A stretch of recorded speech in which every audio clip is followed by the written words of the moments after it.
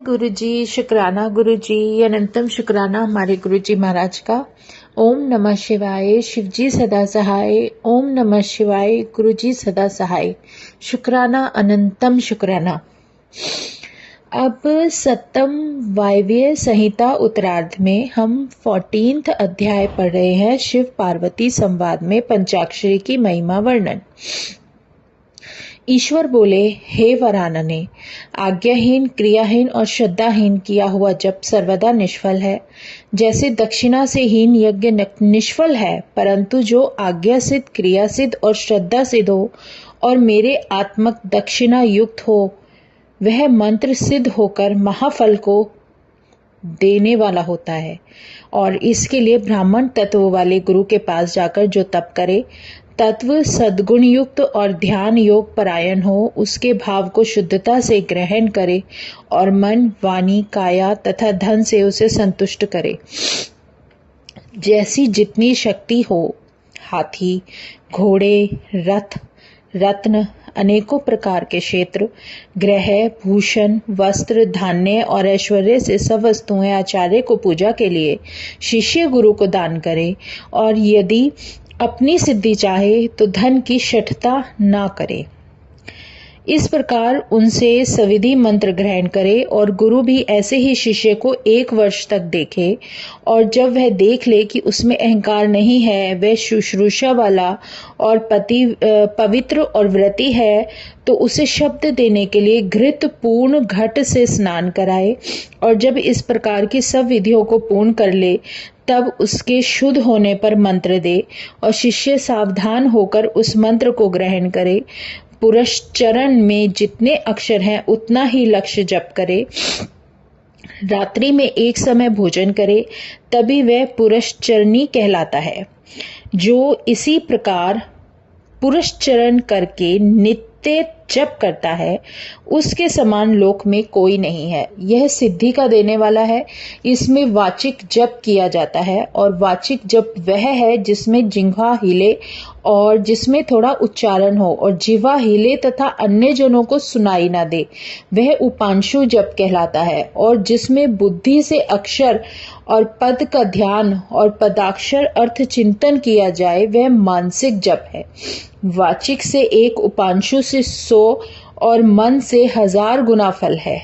आदि अंत में प्राणायाम युक्त जपे तो उससे भी 100 गुना फलदायक होता है, क्योंकि वह सगर्भ हो जाता है। अगर्भ में भी आदि अंत में प्राणायाम करना आवश्यक है। 40 आवृत्ति तक प्राणायाम करे, परंतु मंत्र और मंत्रार्थ जानने वाली अपनी शक्ति के अनुसार भी मंत्र का जप कर सकता है।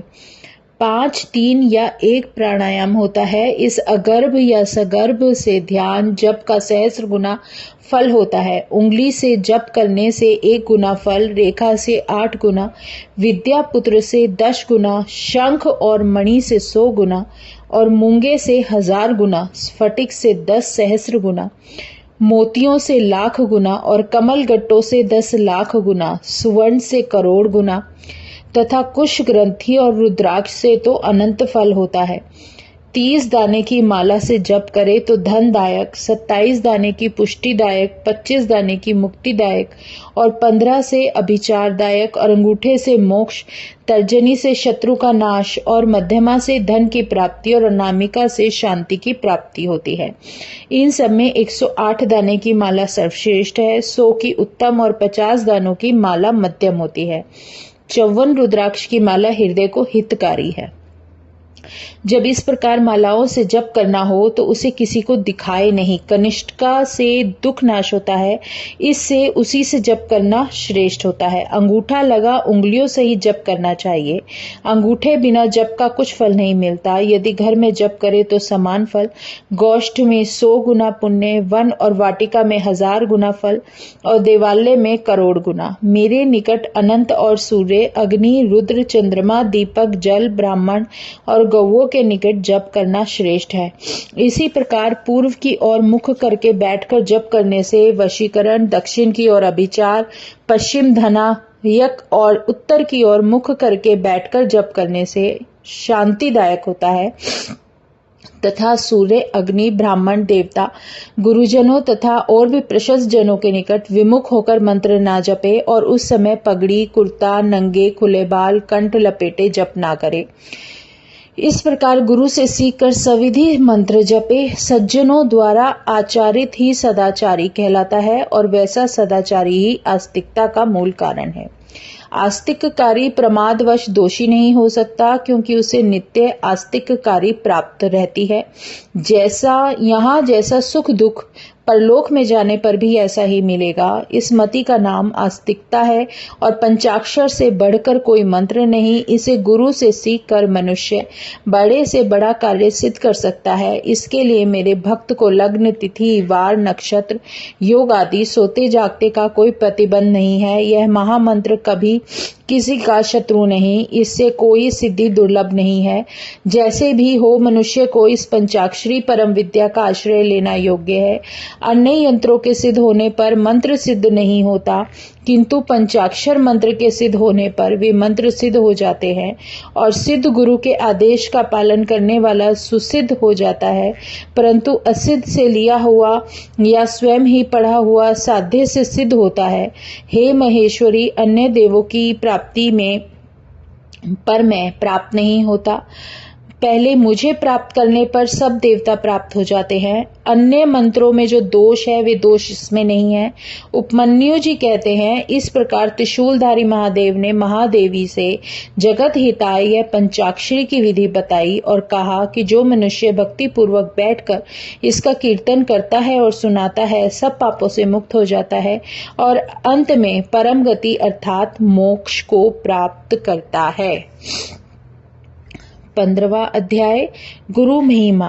श्री कृष्ण जी बोले, हे प्रभु, जो मंत्र महात्म्य साक्षात श्रुति सम्मत आपने कहा वह मैंने प्रयोग और विधान सहित सुना। अब सबके ग्रहण और संस्कार सुनना चाहता हूँ, कृपा उसे कहिए। उपमन्यु जी कहते हैं, अब मैं सर्व पाप नाशक उस परम शक्ति पुनीत संस्कार का वर्णन करता हूँ, जिसे कि शिव जी ने पहले ही कहा है। मनुष्य पूजा में जितने भी मनुष्य होते हैं सभी को सभी प्रकार के संस्कार करना आवश्यक है। षट मार्ग के शोधन को ही संस्कार कहते हैं। इससे ज्ञान की प्राप्ति होती है, इस कारण इसको दीक्षा भी कहते हैं। शिव शास्त्र में शिव जी द्वारा शांभवी शक्ति और मांत्री यह 3 प्रकार की दीक्षा कही गई है। गुरु दर्शन, उनसे संभाषण और उनका स्पर्श तत्काल ही जंतु पाप क्षय कारक है, यही शांभवी दीक्षा है। यह 2 प्रकार की होती है, तीव्रा और तीव्रतरा। यह दोनों ही पापनाशक हैं। शक्ति इसका एकमात्र दाता गुरु है, जिससे यह विद्या उसके शरीर में प्रवेश करती है और ज्ञान चक्षु प्रदान करती है। इसी का नाम शक्ति है। तीसरी मांत्री दीक्षा कुंड मंडल से पूर्व मंद और मंदतर के उद्देश्य से गुरु बहिर्भाग में करता है। शक्ति ही शैव धर्म का मूल है और जहाँ वह शक्ति पतित नहीं होती वहाँ शुद्धि नहीं होती, न विद्या, न शिवाचार, न मुक्ति और न सिद्धि ही प्राप्त होती है। अतएव शक्तिपात के बड़े चिन्हों को देखकर ही ज्ञान अथवा क्रिया से गुरु शिष्य को शुद्ध करे। सब प्रकार से शिष्य की परीक्षा करे। जब अत्यंत प्रबोध और आनंद हो तब समझे कि शक्तिपात हो रहा है, कारण कि वह पराशक्ति प्रबोधानंद रूप है। फिर तो कंप, रोमांच, स्वर, नेत्र आदि विकार उत्पन्न हो जाते हैं। इन लक्षणों से गुरु उसकी परीक्षा कर ले। शिक्षणीय होने से शिष्य और गौरव से गुरु होता है। गुरु ही शिव है और शिव ही गुरु है, और यह विद्याकार से स्थिति है। जैसे शिव वैसी विद्या, जैसे विद्या वैसे गुरु, और शिव विद्या और गुरु की पूजा सम्मान फलदायक है। गुरु सर्व देवात्मक और मंत्रमय है। अतएव सारे प्रयत्नों से गुरु की आज्ञा को शिरोधार्य करें। इससे ज्ञान और संपत्ति की प्राप्ति होती है। सब कार्य गुरु की आज्ञा से ही करना योग्य है। गुरु साक्षात देवता है। गुरु के संग से सारे पाप नष्ट हो जाते हैं और जैसे अग्नि के संपर्क से सुवर्ण की माला छूट जाती है, मैल छूट जाती है, ऐसे ही गुरु संग से शिष्य की मैल छूट जाती है। गुरु की संतुष्टि से उसके पाप शीघ्र ही नष्ट हो जाते हैं। मन वचन क्रम से कभी भी गुरु को क्रोधित ना करें, नहीं तो वह सब प्रकार से नष्ट हो जाता है। आयु, श्री, ज्ञान और सत्क्रियता सभी नष्ट हो जाती है। यम नियम सभी नष्ट हो जाते हैं। जैसी भी हो, गुरु की सेवा करनी ही योग्य है। ज्ञानी गुरु शिष्य को तार देता है, अज्ञानी नहीं। तत्व दृष्टा स्वयं तो मुक्त होते ही हैं, शिष्य को भी मुक्त कर देते हैं, परंतु तत्व बिना ज्ञान नहीं और ज्ञान के बिना आत्मज्ञान नहीं होता। जिसे आत्मज्ञान नहीं है वह साक्षात पशु है। तत्व ज्ञान ही संसार से मुक्त कर सकता है। तत्व ज्ञान से हीन कदापि ना हो। जिसके दर्शन से परम आनंद की प्राप्ति हो, जिसके संसर्ग से प्रबोधानंद संभव हो, मतिमान पुरुष उसी को गुरु करे, अन्य को नहीं। गुरु को कभी ना छोड़े, उसकी उपेक्षा ना करें। यदि पहले गुरु से ज्ञान प्राप्त ना हो तो 1 वर्ष के उपरांत दूसरा गुरु कर ले, और दूसरे गुरु के पास जाकर भी पहले गुरु का तिरस्कार कभी ना करें। अपने कुटुंबादि को साथ ले, गुरु को अपनी आत्मा का निवेदन करें, सर्व समर्पण कर नित्य उसके वश में रहें। ऐसा आत्मसमर्पण शरीरी शिव रूप हो जाता है, फिर उसका जन्म नहीं होता, उसका पशुत्व छूट जाता है, वह परम पद को प्राप्त होता है। यह श्रुति है।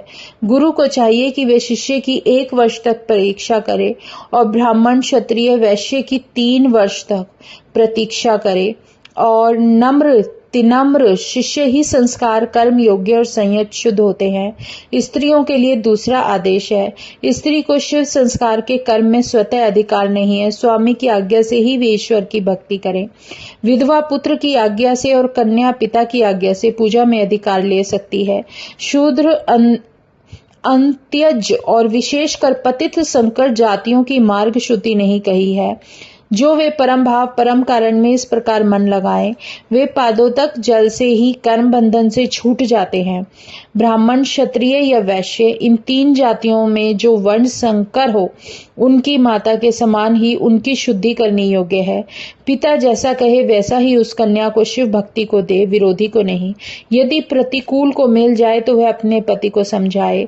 इस पर यदि पति ना समझे तो वह उसे त्याग दे और मन से धर्म चरण करती हुई वैसा आचरण करे जैसे पतिव्रता अनुसुईया मुनिश्रेष्ठ अत्रि को त्याग कर शंकर की आराधना से कृतकृत्य हुई, और द्रौपदी ने 5 पांडव पति पाए। शिव धर्म नियुक्त होने से, शिव शासन के गौरव से उसे दोष नहीं लगा। अधिक कहने से क्या प्रयोजन। गुरु के अधीन हो जाने से संस्कार दोष नहीं रहता। प्रज्ञावान कहीं पराजित नहीं होता। और अब गुरु मुख में क्रियावान के लिए गुरु मंडप संस्कार को संक्षेप में कहता हूँ, जिसे विस्तार पूर्वक नहीं कहा जा सकता। जय गुरु जी, शुक्राना गुरु जी, अनंतम शुक्राना हमारे गुरु जी महाराज का। इतना प्यारा गुरु का जो हमें वर्णन सुनने को और पढ़ने को मिला है, गुरु की जो महिमा जानने को मिली है, इससे ज्यादा कहीं भी नहीं मिल सकती। जय गुरु जी, शुक्राना गुरु जी, जो ये ज्ञान हमें मिला। शुक्राना मेरे गुरु जी महाराज, अनंतम शुक्राना। ओम नमः शिवाय, शिव जी सदा सहाय। ओम नमः शिवाय, गुरु जी सदा सहाय। शुक्राना, अनंतम शुक्राना।